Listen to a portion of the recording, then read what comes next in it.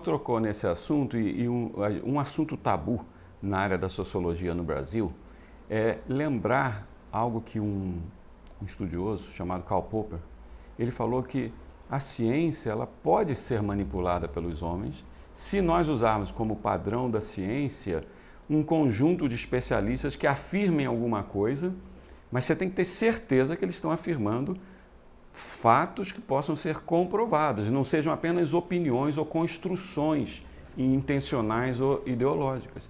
Então, para eu compreender, no caso, a Judith Butler não foi uma médica que levantou um estudo e procurou trazer um fato observado. Ela criou uma teoria e buscou que outras pessoas referendassem essa teoria, mas não foi baseado numa pesquisa, e sim num fato, como o senhor disse, que esse fenômeno pode atingir 0,5% das crianças, vamos dizer assim, mas que elas vão, na adolescência ou na vida adulta, uma boa parte já resolvendo essas questões e outras vão fazer parte do desenvolvimento da adolescência e do adulto. Mas na criança tem que deixar ela em paz. Posso até, Márcio, usando esse documento que eu sou um dos autores, junto com outros colegas, pegar aqui a análise que a doutora Julieta Cucchiaro, psiquiatra infantil, faz sobre esse trabalho da senhora Butler.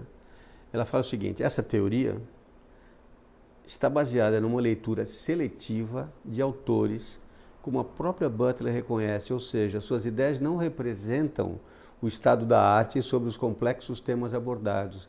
A dimensão biológica é pouco ou nada considerada. Nossa, uma confissão de que não levou em conta... Não é discutida a possibilidade de transformação da relação homem-mulher no sentido de se fomentar a sua complementariedade, tão sabiamente representada pelo símbolo milenar do yin e yang, quer dizer, homem e mulher, né? Os opostos que se atraem, né? Pelo contrário, Butler convoca o feminismo para se concentrar na tarefa de destruir a ideia em si do binarismo feminino-masculino. Quer dizer, é uma teoria muito pesada que, tudo bem, ela tem o direito de divulgar. Mas arrojada demais em termos de fundamentação científica. E olha mais para frente, outra coisa que eu comungo e concordo com a Julieta, a identidade de gênero é um dos principais pilares da identidade da criança. E seu desenvolvimento ocorre de forma natural e descomplicada na imensa maioria dos casos. Negar à criança a autoevidência óbvia que ela constata observando o seu próprio corpo, provavelmente seria perturbador e traumático. Tá aqui, ó. Ou seja, meu Deus, você pega um menino... Isso é um parecer de uma psiquiatra. Da psiquiatra, da Julieta, analisando a obra da Butler. Nós vamos divulgar esse material em breve dos nossos links aqui também no nosso portal. Porque veja só, esse material vocês têm, né? Sim, temos e vamos divulgar, com certeza. A Academia Brasileira de Pediatria, que eu presidi até novembro, fui presidente da academia até novembro, aí acabou meu mandato, foi eleito um novo presidente. Nessa última reunião que nós fizemos em novembro, a academia soltou um manifesto, a Academia Brasileira de Pediatria, junto com a Sociedade Brasileira de Pediatria, dizendo que, independente de qualquer posição, nada evidentemente, nada homofóbico ou contra as pessoas transgêneros adultos que têm suas decisões tomadas. Pensando nas crianças, né? Mas para a criança, essa visão aqui é muito clara, quer dizer, você confunde a cabeça de uma criança. Você começa, meu Deus, você pega uma criança que tem genital masculino e que vê a amiguinha que é o genital feminino, e você começa a mudar a impressão que essa criança tem do seu próprio corpo com uma dúvida, é uma situação muito complexa, né? Quer dizer, se você continuar, ó, veja só como é que nós diminuímos aqui isso e a Julieta foi feliz nisso. Como profissionais que trabalham com crianças, consideramos que os princípios propostos por Butler, se aplicados durante o desenvolvimento infantil, constituem uma forma de abuso. Isso a Julieta está colocando aqui. Devemos proteger as crianças desse tipo de interferência para que elas possam crescer livres e saudáveis. Aí eu entrei nesse projeto falando sobre deixar nossas crianças em paz, né? E eu coloquei como final um trabalho que eu faço muito. Eu tenho um livro meu junto com o psicólogo Ivan Capelato, chama-se Cuidado, Afeto e Limites, uma combinação possível. Sim. Você tem que cuidar, você tem que dar afeto, dar carinho. Mas isso é uma... Esse não está aí, não. O cuidado, afeto e limites está ali. Está aí, atrás de você. Mas isso é uma tarefa que é de grande interesse de pai, mãe da família, e não necessariamente de estranhos. Nesse livro a gente fala que não basta amar uma criança. Ela precisa saber que é amada, primeiro. Segundo, além de como é que ela sabe que é amada? Sendo abraçada, cuidada, protegida, ensinada, a família colocando as suas visões filosóficas, religiosas, humanísticas do mundo, cada um escolhendo o seu. Uma formação completa de um ser, né?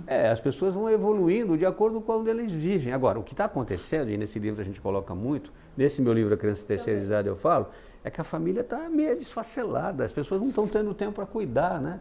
Existem trabalhos mostrando que as pessoas ficam muito pouco tempo com os filhos, né? A mãe sai às 7 da manhã, volta às 8 da noite, o pai também, não tem tempo para abraçar, para dar. E aí você ainda começa a mexer com a... Criar confusão. Criar com a identidade pessoal dela, do seu corpo. É um abuso, é um abuso. Agora, isso chamaria atenção por um fato de que, então, um problema social real é a pressão que existe nas famílias, retirando as mães ou os pais do tempo de convívio com seus filhos. Claro, isso tem implicações sociologicamente falando sobre o modo como nós produzimos, trabalhamos e tudo mais, não é o escopo da nossa conversa, mas certamente... Muito dos livros que eu escrevo, e eu usei essa visão desse meu livro sobre o cuidado, afeto e limites. Está aqui, eu vou pegar aqui, pode pegar, eu não estou fugindo não, eu já volto. Tá aí, ó, esse daí. quando eu falo,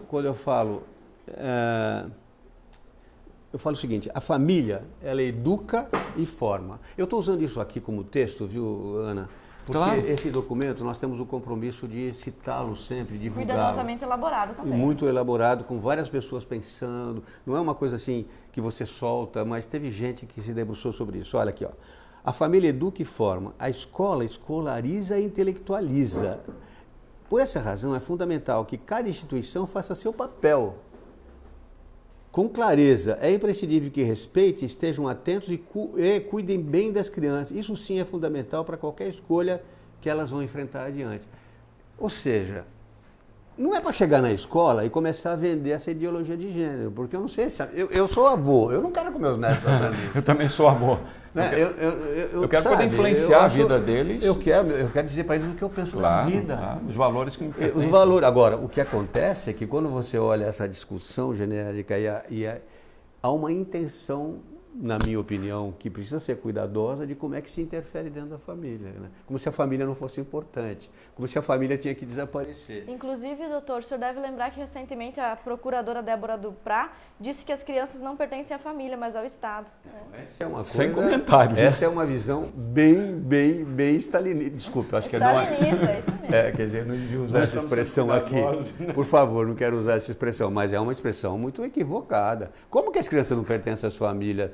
Quer dizer, a família não existe mais, é o Estado é a grande família. Isso a gente sabe onde apareceu, né? Você é historiadora. 1917, né? 17, né? De lá para cá, né? Isso. Bom, tudo bem, eles querem pensar isso? Que pensem. Eu não penso assim. Eu também não. E eu escrevo outras coisas. Agora, pode ser também, alguém pode me provar que eu estou errado, mas eu tenho um capítulo do meu livro que eu falo sobre a gênese da violência na primeira infância.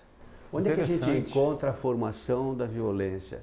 O que é uma sociedade violenta como a nossa que nós estamos vivendo?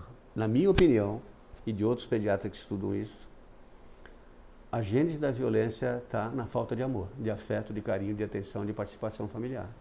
A gênese da violência acontece por carência, não só econômica, por fome, por favela, por desenvolvimento, que também é importantíssimo, né? A miséria social. Mas a miséria afetiva, ela é fundamental, Márcio.